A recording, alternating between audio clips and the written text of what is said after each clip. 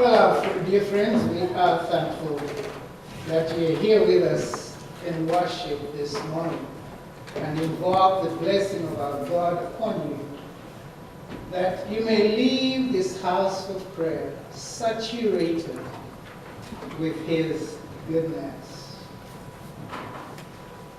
This little word, love, just brightens the lives of all of us. Who of us doesn't want to hear it said to us by our spouses, by our parents, by our children, by our friends? I love you. For we don't want to hear the inverse of that. I hate you. That's terrible. Love. The interpretation of love varies. To most of us, we are loved if good things come our way. But if our experiences are sour, that's not love. And yet, we know only too well what should explain love is not circumstances, but really who actually love is. And love is God, because God is love. I am reminded of the story of an elderly woman that was very sickly most, if not all, of her life. And a very sympathetic young man walks over to her and said, "Madam, you've really lived a very bad life. It's been very painful, so much suffering." And the wise elderly lady looked at the young man and said, "No, young man, you actually don't understand. Half of my problems have not even come." Who would say that amongst us? Looking at how good God has been to us, we count His good towards us as outweighing every form of evil that we've ever gone through. Really? Can the people in Ottawa and the vicinity and areas surrounding say that? With all that pain that they're going through now?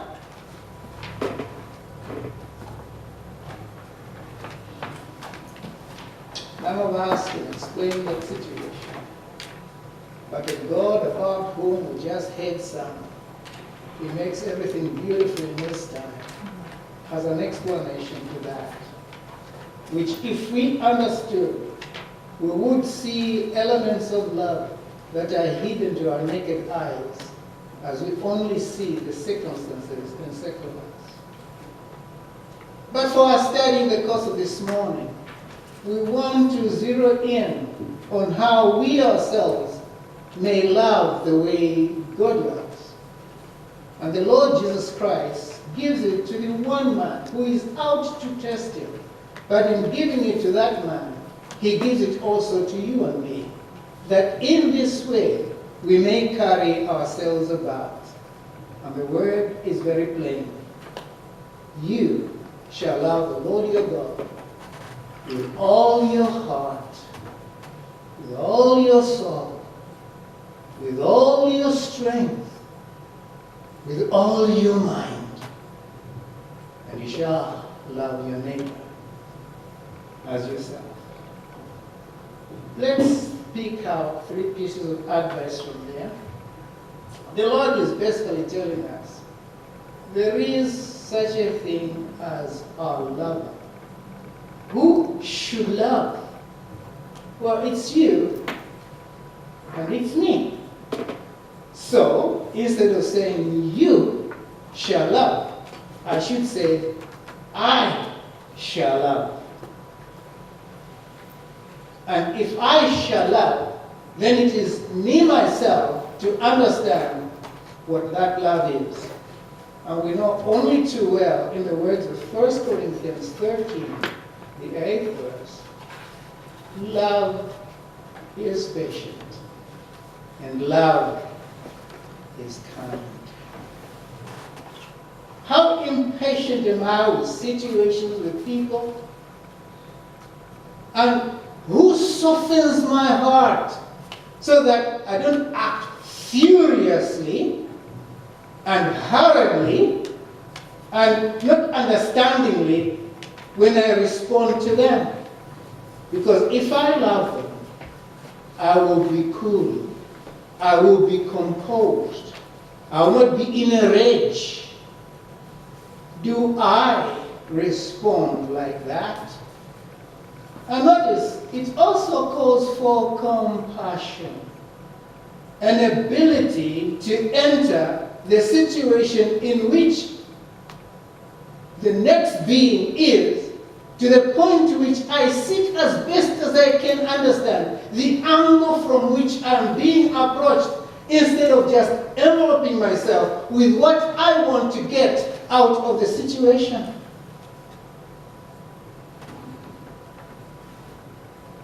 That said, when Jesus does say, "You shall love the Lord your God," he reminds me, because it's a quote from God himself who gives that command, that this Lord, my God, is this self-sufficient, self-satisfying, self-supplying, and self-sustaining God. He doesn't need anything. He doesn't need anyone. He is full of himself, and he can feast on himself, and doesn't need anything else to be God or to exist. And yet, he finds it in himself to come down and share his satisfaction, his fullness, his fulfillment with needful, frail, feeble, and even transgressing human souls. That's what love is. It is that which gives, and still gives, and gives still, and gives on, passionately, kindly, compassionately, without getting tired. Have I arrived there? Have you?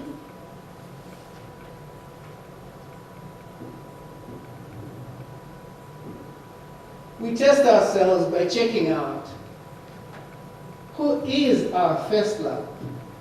Well, you shall love the Lord your God with all your heart. So God should be my first love. Is he? With all my heart?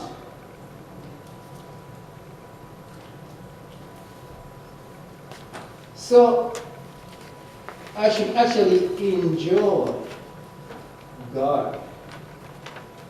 Because when it says, with all your heart, do you have feelings? Do you have understanding? Do you have a focal point? Do you have ambitions? Do you have a sense of self? Do you care about anything? Then let it all be God. Whoever you are and whatever constitutes you, give it all to him.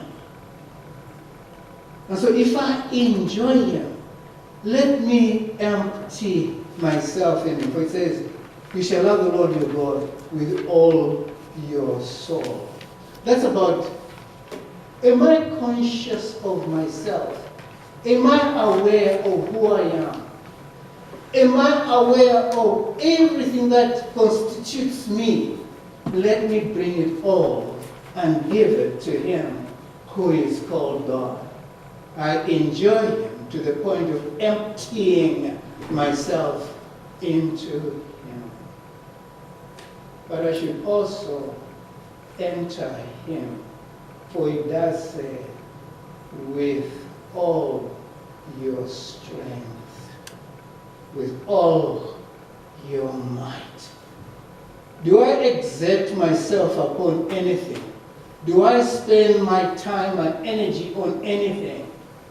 Do I bring my abilities and resources to bear on anything?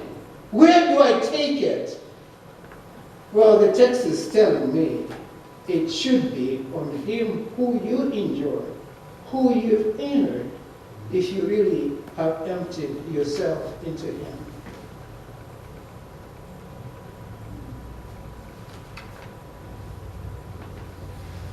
And let this God be my expression, my explanation, and my exercise. For it says, love the Lord your God with all your mind. Where are my thoughts? Where are my passions? Where is my intelligence? Where is my understanding? Wherever I am, whoever I am, whatever I relate to, do I find God in it? Do I see God in it? Or do I just see myself? Then I'm my own God. Because if I do love God, he comes even before me. Is that true? But my first thought is God. My next thought is still God. And my succeeding thought is still God. And whatever follows that, it's all God. In God, from God, by God, for God, to his glory.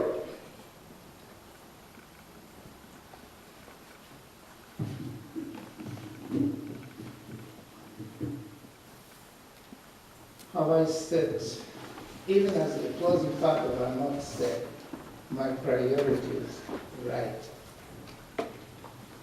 If I have God for my first love, I have another for my second love. It's my neighbor. You shall love your neighbor as you love yourself. And the gentleman in the story the Lord gives us just does move the Lord to illustrate to us who our neighbor is. Because it's very easy for me to love my spouse. She's my spouse after all. Who should mean more to me among humans than her? If I don't say to her, you're the best of women in the whole world, do I even understand what a gift I have? If I don't say to my man, I have no one like you, do I even have a slight glimpse of what a blessing he is to me? If I don't say about my children, I never wished for better gifts than you, do I really appreciate who they are to me and in my life? If I don't say of my friends, you lift me up, do I even know what a blessing they are to me? And the story can go on. It's easy, as Jesus himself says, to love those who have an affinity to us. But right now, if Ruth doesn't say, look at my relatives there, some of us say, oh, it's a problem of Toronto and the neighboring. How many people are in hospital and we don't even care? And yet some of our number are traveling day and night to come and check on those and how they are doing. But for us, life goes on, oblivious of what's going on in other people's lives, who are even now wondering, how can life go on when I'm experiencing this trouble, this pain, this disturbance, this agony, this anguish, this pain, this suffering, this sorrow, this sadness? I'm forlorn. How can life go on? And yet life keeps on going on. When our Lord invites us to love, He's actually saying we should not be oblivious of what's happening around us. We should come alive to the point to which, if anybody cares for nobody, it should be ourselves. For we should regard nobody as nobody, for everybody should be somebody to us.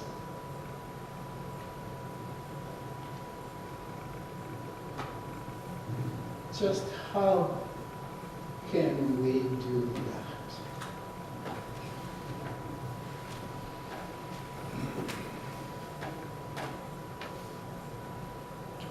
The story Jesus tells is of a priest and of a Levite. People who have some religion, who when they see the suffering man, instead of going over to help, distance themselves from somebody who is supposed to be their next of kin. And then here comes this Samaritan, this foreigner, who should actually be the one saying, hey, I have no dealings with you. And he is the one who feels with and feels for and helps out this victim. And the Lord says, if you want to love God, show it in the lives of those that are beside you, who have no blood ties with you, who have no affinity to you, who are simply called human.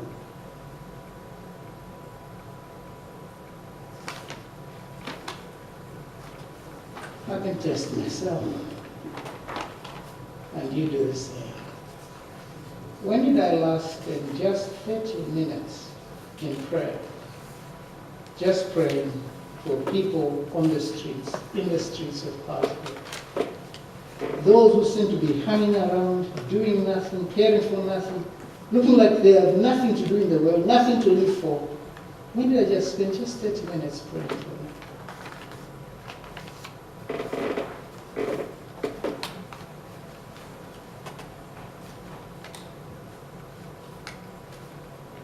When did you last do that?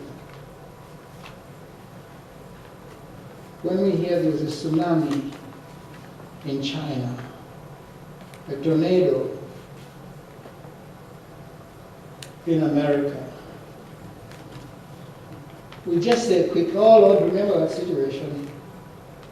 Or do we really say, God, if I were in that situation, what would I want done for me? Do I definitely pause and begin to say, God, in those situations, there are hearts that are aching because they lose loved ones, they lose property, they lose so much. And they can look around and say, where is God? And where is His love? We talk about the good creation, and Jim has sung about it. I can't see it. Will I take time to say, God, bring out a silver lining even in those painful situations? Will I do that?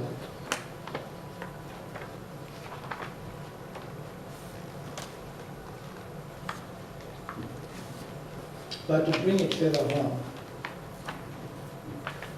one of the most painful, if not the biggest problems of child rearing, child nurturing, child care, is when they are unwell.